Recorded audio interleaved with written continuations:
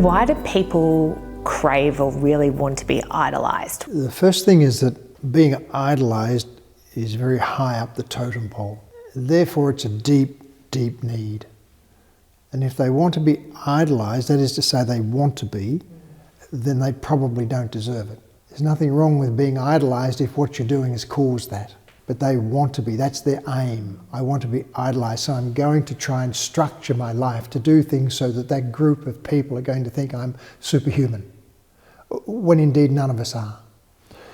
So that speaks of so many shortcomings, so many needs that they have that haven't been met.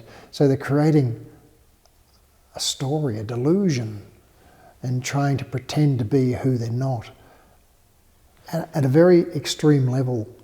And that's dangerous because in order to be idolised, they're doing something and they're specialising in some activity that they then have to keep up or improve upon to keep being idolised. And that becomes consuming, and therefore their delusion greater and greater, so that all that can happen is that they're more and more off track. It shows us such a lack of contentment, a lack of self-esteem, a lack of awareness. So many factors come into this.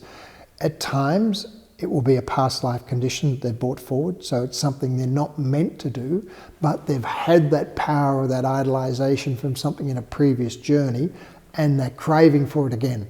So I'm going to do something so that my workers will idolise me, or the people I'm doing this for will idolise me because they think I'm special. All you're doing is trying to recreate what you're meant to learn not to have this time.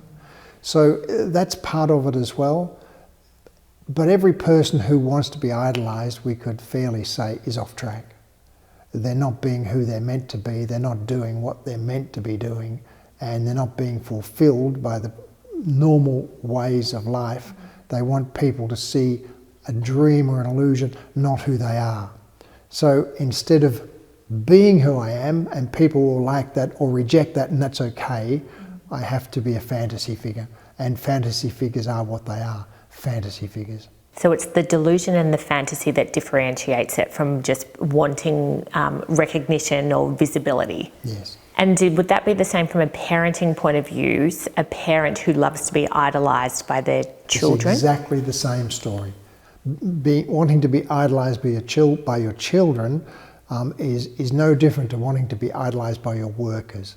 It's all the same. It's also fanciful. It ought not happen. It can't happen for long. It's not sustainable. It might happen over one event, if you're lucky two, but it's not the norm. It can't be the norm.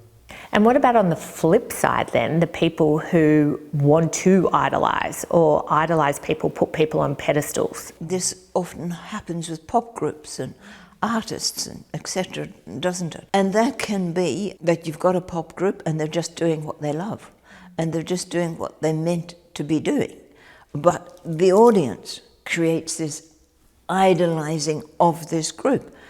And we often see with some of the members of these groups, you've seen their trajectory through life where they've become drug addicts, they've become alcoholics, because they can't actually cope with that idolisation of what it is they have to live to and what they have to keep up with. In that case, the people who are idolising, they want something to look up to. They want something, they want a myth, something that they can believe is almost superhuman.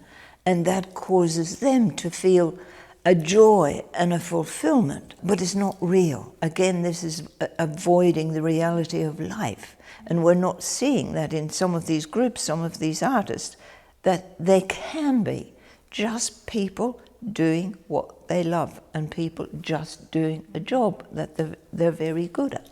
It's for the audience, it can be, the idolisation can be an escape. So when is it idolisation or worshipping something? When do you know it's gone too far to delusion? I would say the answer to that is when, again, when you're avoiding life, when you're avoiding your own life, when you're using this idolisation to avoid what's happening in your own everyday life. And many people won't realise that.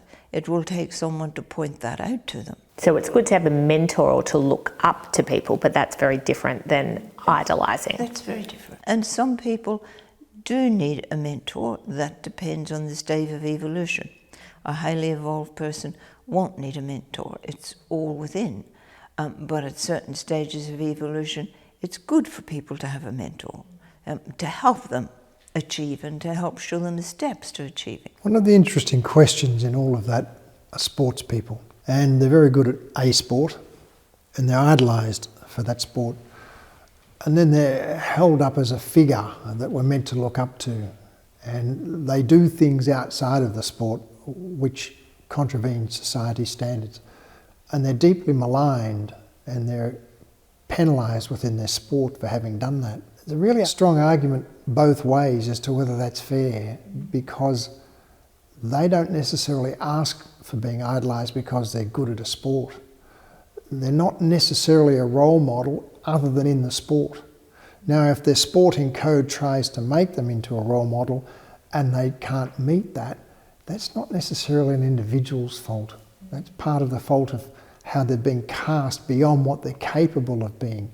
And it's grossly wrong and unfair.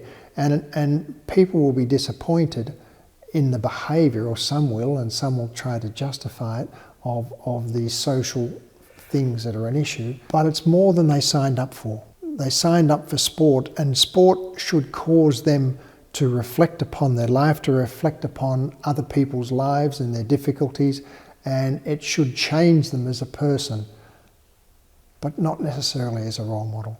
I want to reflect particularly on football players, particularly football, where you have a young man or woman, I guess these days, but a young man go into football at perhaps the age of 16. They're plucked for something, that someone who's got potential and is going to be, an AFL footballer.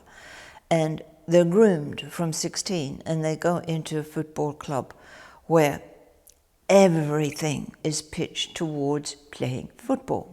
Their 24 hours of their life is pitched towards being a better footballer and learning that skill and whatever. There's not too much about emotions, there's not too much about feelings. And what's forgotten about that is, we still have this 16-year-old young man or woman who is still going through the developmental stages of life that are created and normal for a person to grow through. So whilst you've got the footballer on the field here being trained in the football school all day long, they come out of that and they're still going through these stages of development.